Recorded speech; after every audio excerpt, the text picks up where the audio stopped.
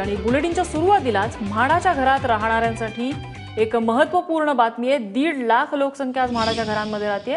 म्हाडाच्या पुनर्विकासाचा मार्ग मोकळा झालेला आहे आणि त्यासाठी वाढीव FSI सुद्धा देण्याचं सरकारने मान्य केलेलं आहे। किमान 376 चौरस फुटांचं घर त्यामुळे आता उपलब्ध होणार आहे।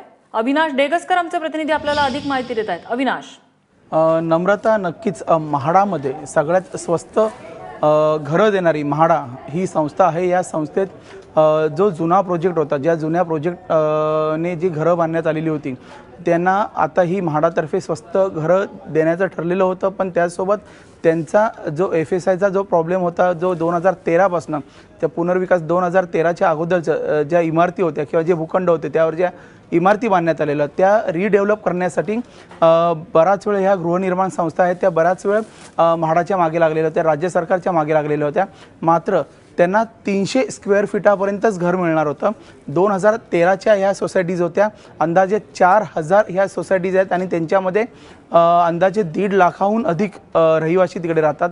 आता त्यांना त्यांची जी राहण्याची जी स्क्वेअर फूटची म्हणजे जे बांधकाम क्षेत्र आहे त्याची मर्यादा वाढवण्यात आलेली आहे। अंदाजे 360 ते 370 पर्यंत म्हणजे 1 BHK, एखादा चांगला प्रशस्त 1 BHK त्या एवढ्या एरियात राहू शकतो, एवढी त्यांना जागा मिळणार आहे।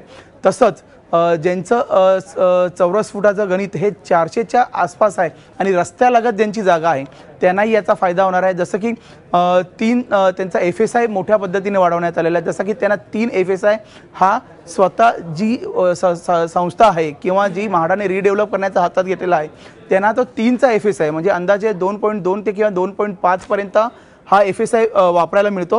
तो आता 3च्या आसपास मिळणार आहे आणि 1% जो FSI जो मिळणार शिल्लक राहणार आहे तो म्हाडा स्वतःसाठी राखून ठेवणार आहे। म्हणजे तो स्वतःसाठी राखून ठेवण्याचा अर्थ असा होतो की तिकडे म्हाडाचे नवीन प्रोजेक्ट किंवा नवीन काही बांधकाम क्षेत्र तिकडे वापरण्यास मिळू शकतं।